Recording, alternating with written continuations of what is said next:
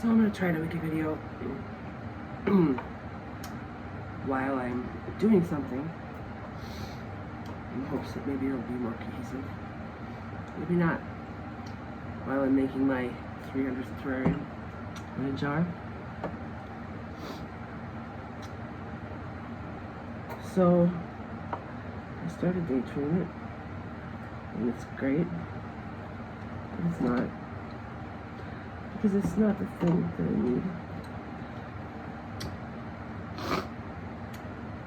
And now, as soon as I say it out loud, it's something that I can't have because I'm saying it out loud, but it wasn't there to begin with. But you're supposed to talk about the things that scare you and that are the hardest, so I'm doing that. But let's see here. Let's try to do other stuff while I'm doing that. Because I need to go to day treatment, and I need to be around people. But I so wish, outside of one person who wanted to come and get me and bring me back to Bismarck, I wish that I had been worth visiting or asking for a visit. And there's stuff like, oh my Tana, I don't mean you. I don't mean you. Because, you know, like I have somewhere to go for Christmas, although I would rather volunteer, but I haven't been able to get volunteer gigs because I'm too cuckoo. I mean, I've scared off every single chance of person, or, you know, I've literally not been able to obtain a volunteer gig because I've been trying over the years, because I always, when I've had the hardest times in my life, it's always,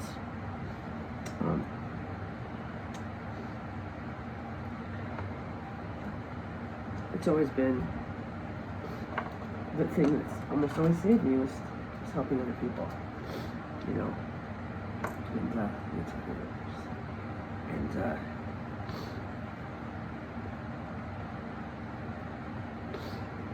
so that's been hard. And, you know, people might watch this, and if anyone watches this, whoever watches this, think, you know, I don't know what to say. I don't know what to say. This, I think I should, you know.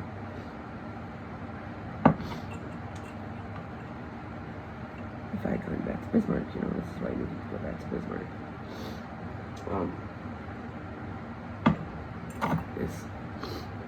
What I need is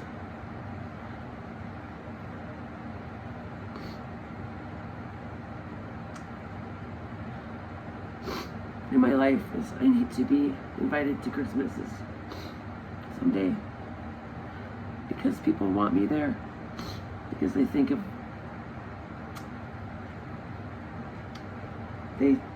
me like they because they think Christmas, and then they think, oh, you know what, I would love it if Kristen was here. We should have met Kristen. Not, oh shit, she's by herself, or oh, you're by yourself, you can come to our house. And I want someday in my life to be present enough for others so that they can be present for me and just say, hey, I don't know what happened, or I thought, you know, you're drinking, or it doesn't matter if you're drinking or if you were drinking or what happened, but how are you doing?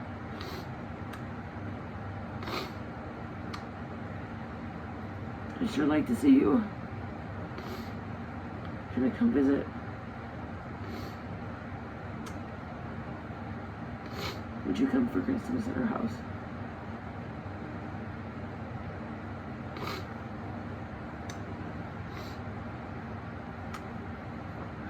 And I've thought lately too about Bismarck again, because I thought I just have to. I have a choice. I have a choice.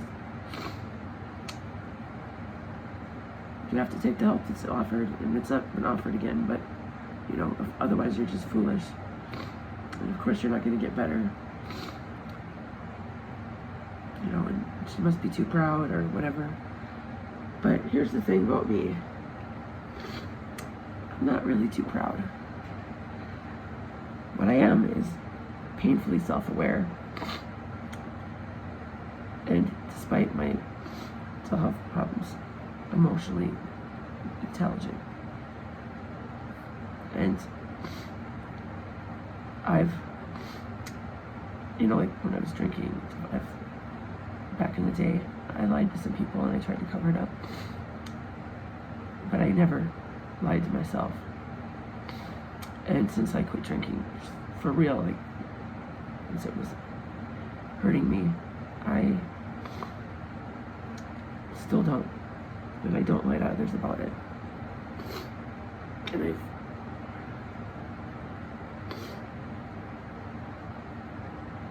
been painfully honest. And I don't want to ramble, but here's the deal. I don't need to explain myself, but a lot of my coping mechanisms I learned growing up from having wonderful parents who just had their own problems and did the best they could and were wonderful, and I remember having a happy childhood. You know, and I don't need to keep explaining that. It's a real thing.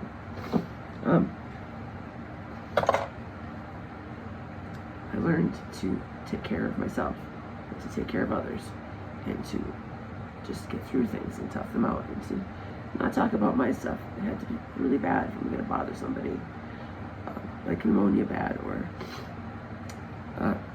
when I was younger and drank, I'm going to kill myself bad, so I had to go to psych ward. It wasn't bad, it was just a cry for help. Because I've created crises in my life that weren't there.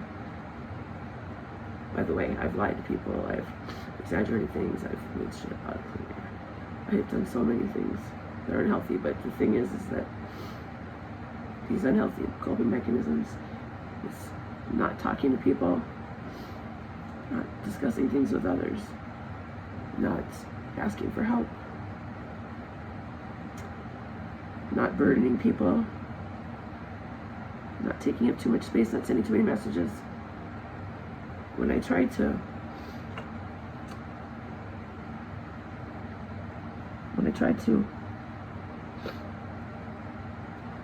you know, learn that,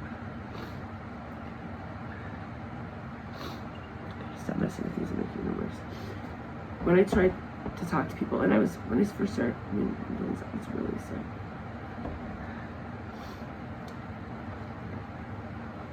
When I tried talking about things, when I tried setting boundaries and I didn't know what I was doing, you know, where, like, when I got angry at people and didn't walk it back, you know, and I'm sure it wasn't, I know that I wasn't always in the right or ever in the right, and it doesn't always work like that. When I tried standing up for myself, I wasn't, you know, I didn't know what I was doing, and I probably didn't do it right, and I lost people. And I lost people for overwhelming them with messages and, you know, trauma dumping is what you call it. And, you know, people didn't know what to do. I know everyone had COVID and everyone's got their own lives.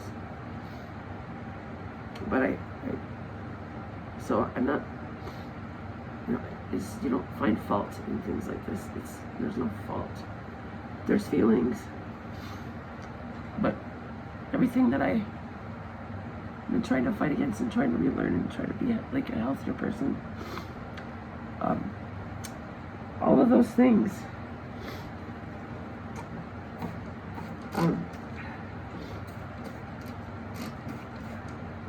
well,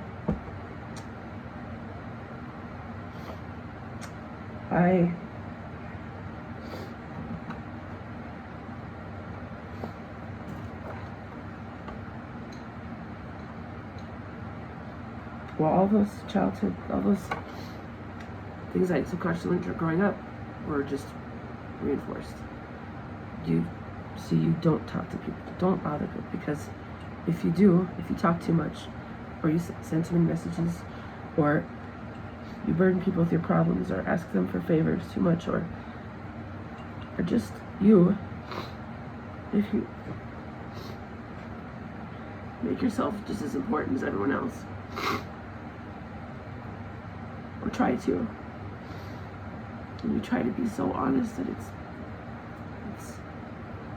hard, and you get silence, or you lose people, and it's hard, or the more that you the problem with these terrariums, I keep adding stuff in, but it's anyway, it's ridiculous, so I need to stop. All these things I need to be progressives, and they're just reinforced, and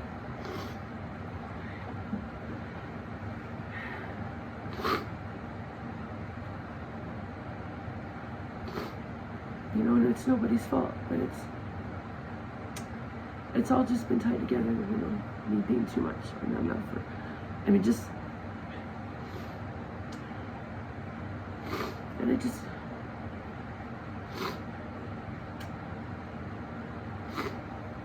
want to be around some people who knew me before. Just want to be somebody's person who they think of at Christmas.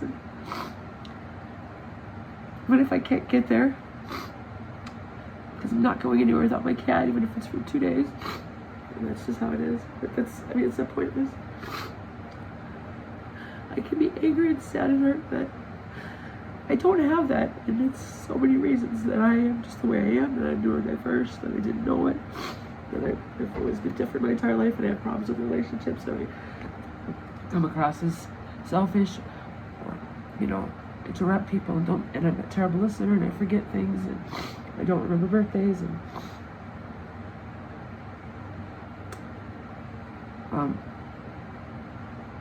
those things weren't my fault, but they still hurt other people, or made other people think.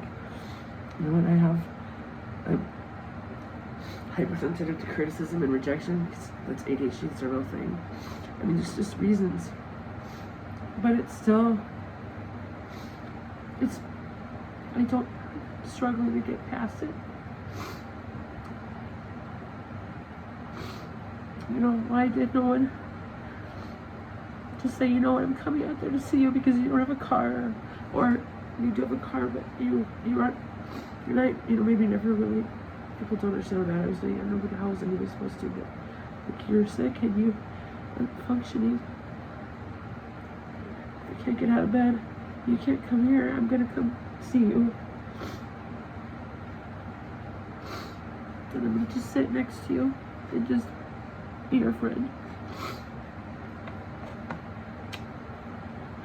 I know I haven't been like that first. It's the thing is, I get caught up in that I wasn't that friend, and I didn't do this, and I didn't do that. And that's true. But I still feel the way I feel. And it's another holiday where I have one person, maybe 2 people, send me a text message.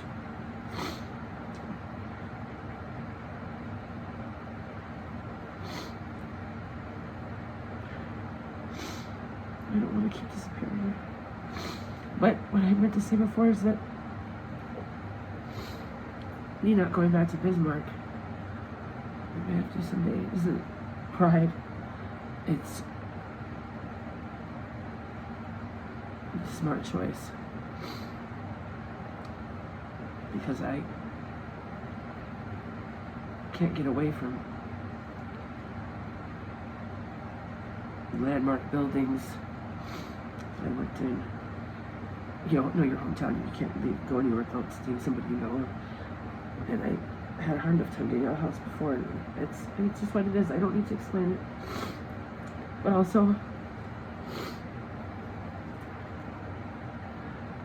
I know it's hard for people to understand, if she doesn't want the help that we give, or she doesn't take what was offered, or she's doing something we don't think she should be doing, or then what can we do? I get that, but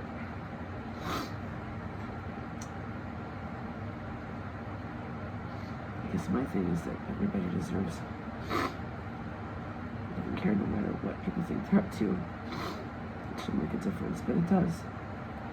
And mental health stuff people don't know what to do. Like people, family and friends that are trauma. Childhood trauma. Then my question, I don't know. See, and I can't. This is too long already again, but I felt like today again I was at another breaking point. Like I feel like I've been 300 million times over, and I get so that I'm frozen, and I got my home's I was trying to just, and I just free, and it's just unbearable, and I just have to say it out loud, but I don't know how to say it to one person, but to the people I say to, because I talk to them anymore. I stop talking, but also because you talk to. I'm not gonna leave my glasses off because I don't need to see my face right now. Once I finish these, you get. I don't have to finish this term. I can't do two things at a time anymore. Whatever the case, you get. Let me do this thing.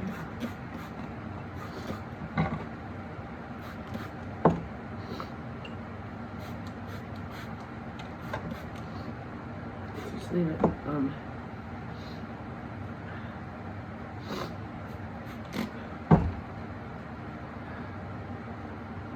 I'm sick of. I don't know.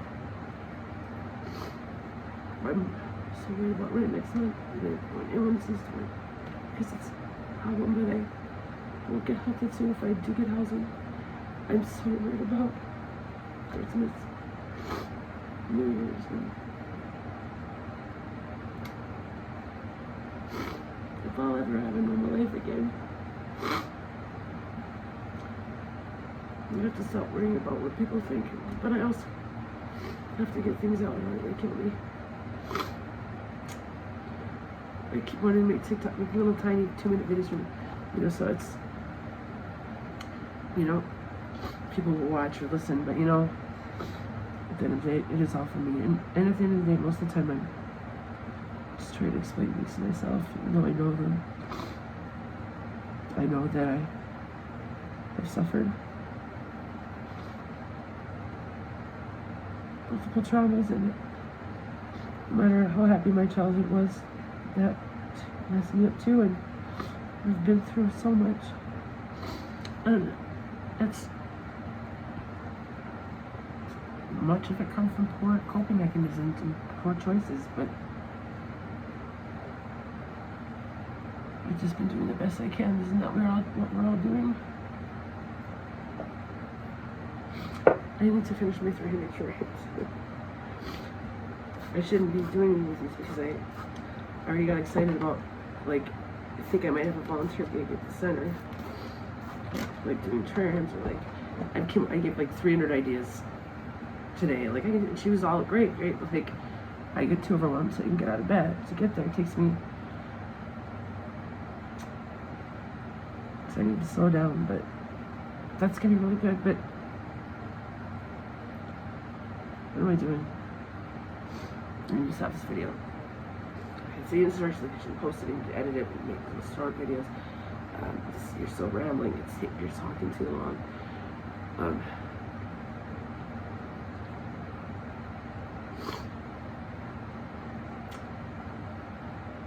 It just started day treatment, by the way. And I was supposed to start a week earlier and I got really sick, and I was waiting for my case manager to call me back and tell me exactly what time day treatment started, so that I don't have to call him and tell him I'm not going to make it tomorrow, because he's going to call me and he didn't. I had to advocate after I got accepted. I advocate myself again how I mask. Like I mask how I don't even know how bad I'm doing. I don't let other people know how bad I'm doing. For myself, and that I really haven't been functioning for 3.5 years, and I have no income, and I haven't had any for a very long time, especially since I lost my last car, and that I have not brushed my teeth 2 nights in a row. I haven't put pajamas on 2 nights in a row, or I haven't had any sort of routine or semblance of anything, and I had to make this list and tell him that it was more for me, but it was like, listen, I need this. I always keep saying things. The people in my group my day group are all in group homes and are not able to live on their own. And I don't know if most of them ever will be, really. And that's scary for me, and it's scary and I feel bad for them. Maybe they're happier because they don't know, but no, it's like I'm sick enough to be approved for this mental health program that's only it's for people that, like, you're supposed to be coming to my home if I need it. I mean, it's for severely mentally ill people that can't function on their own, but I'm not sick enough to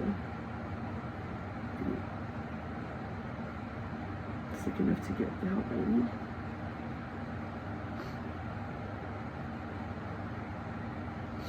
So I'm kind of scared about that. But my hope is that being around people, which I've been able to be, and just even like when we played bingo Friday, I may just like,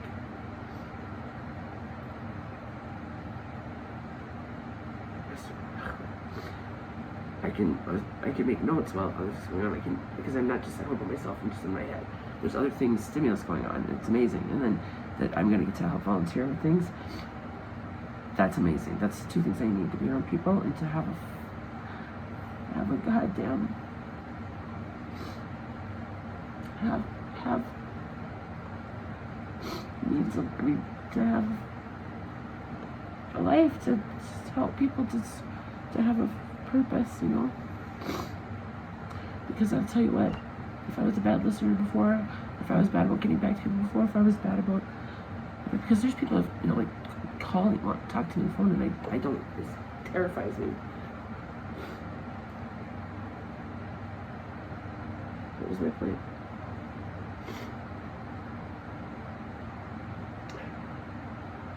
Oh, when you're all by yourself almost all the time, you become the most self-involved motherfucking boring person on the planet. You know, I don't have coworkers. I don't have work to talk about. Like, if I went to go deep somebody, I don't have anything to talk about. No, they'll talk to me, but I don't want to talk too much about it because it's, you know, it's private what happens there. You know, like I can't just bitch about my coworkers or, you know, about, I mean, anything. If I go to the store, it's with my boyfriend because he gives me a ride. I mean, I don't have a life. So when you don't have one, you're just in your head, you're by yourself. And I'm getting one. But I wish it wasn't for the holidays. Fuck the holidays. I don't know. Okay, I'm done.